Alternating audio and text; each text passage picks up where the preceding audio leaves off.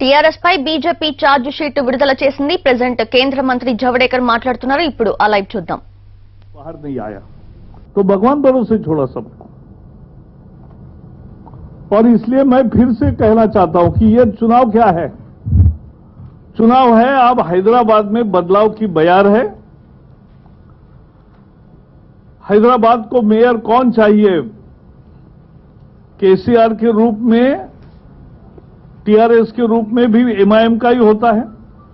MIM का है तो एमआईएम का ही होगा, कांग्रेस का आने का सवाल नहीं। लेकिन वोट कटुआ पार्टी है तो वो भी केसीआर को ही मदद करते। उनके जितने भी चुन के आते वो सब केसीआर में जाते, टीआरएस में जाते। यह हमने देखा है विधानसभा में। तो इसलिए ये लड़ाई है कि कौन मेयर चाहिए हैदराबाद को, ये सवाल है। बीजेपी चाहिए या एमआईएम चाहिए। और इसलिए ये फैमिली रूल को खत्म करना, करप्शन को खत्म करना,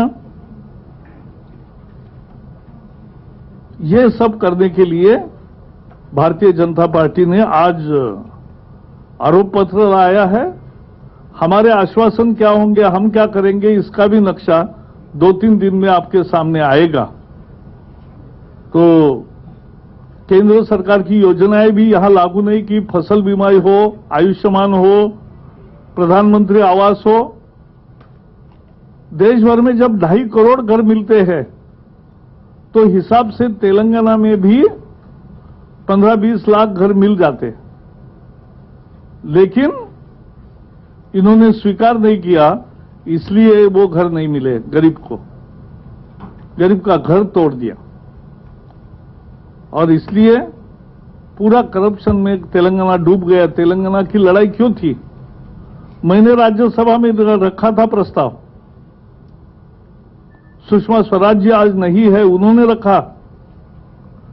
तेलंगाना के लिए बीजेपी का बहुत कंट्रीब्यूशन है। लेकिन तेलंगाना इसके लिए नहीं बना था कि एक परिवार राज करे। तेलंगाना इसलिए नहीं बना था कि वो परिवार पूरी संपत्ति अकूट इकट्ठा करे, उनके साथी लूटे। और एक नया घोटाला है एलआरएस। जिन्होंने जमीन ली, लेआउट बनाए, घर बनाए, पैसे दिए, उनकी मालकी हो गई, रजिस्ट्रेशन उनके नाम हो गया, सब लीगल हो गया। अब उनको उनसे ज्यादा दंड वसूल कर रहे हैं। जितना जमीन को पैसा नहीं दिया उतना दंड अभी ले जा रहा है। यह भी एक एलआरएस घोटाला ही है। और इसलिए ऐसे सब जो फेल्यूअर्स है उसके खिलाफ वोट करने का यही मौका है। इतना ही मैं कहूंगा। कोई सवाल इसी विषय पे होंगे तो जरूर पूछिए, मैं बताऊंगा। जी बताइए।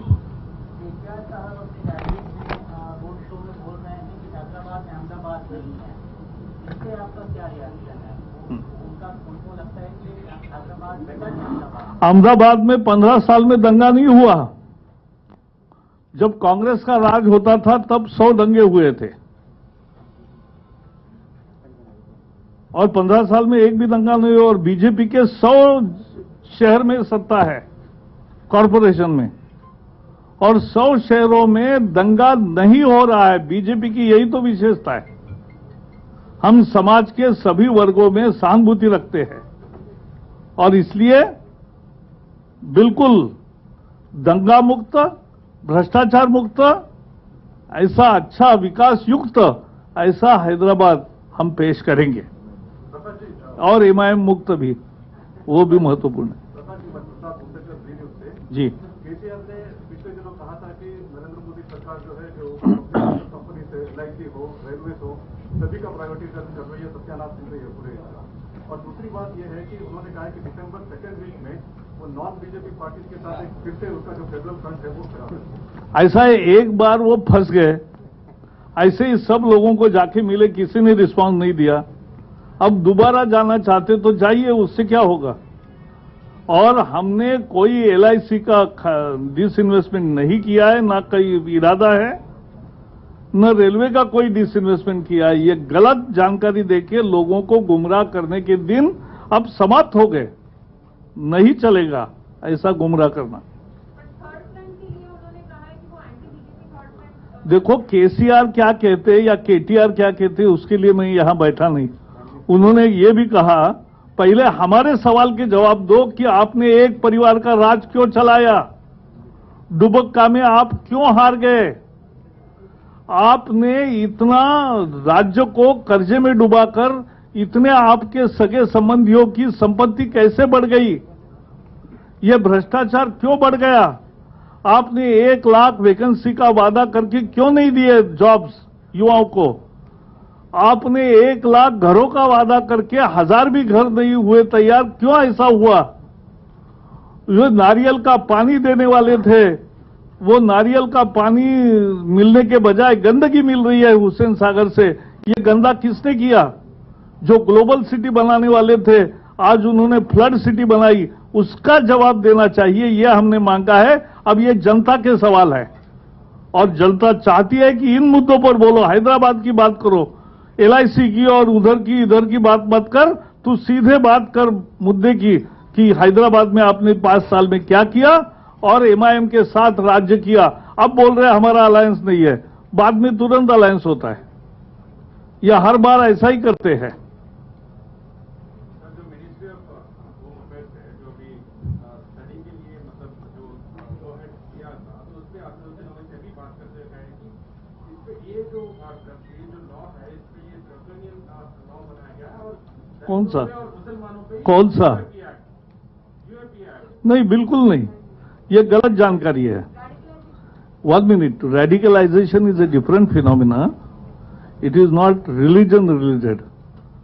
Radicalization is different. UAPA is not targeting against any section of society. सबको बहुत बहुत धन्यवाद। हाँ बताओ।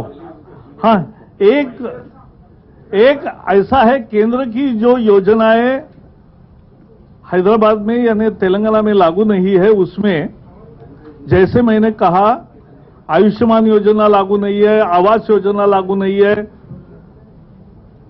फसल बीमा योजना लागू नहीं है, किसान और बाकी सब फायदे से वंचित रहे हैं।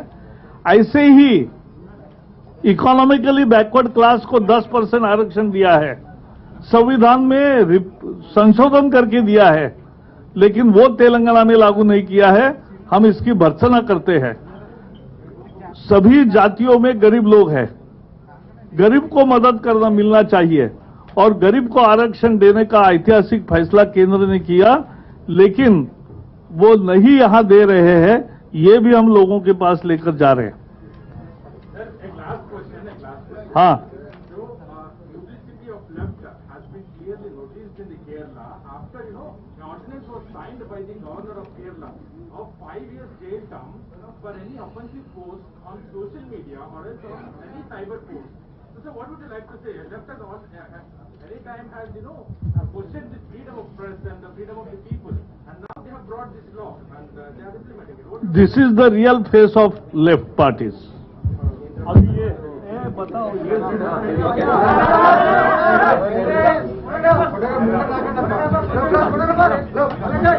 ఇప్పుడు మంత్రి సార్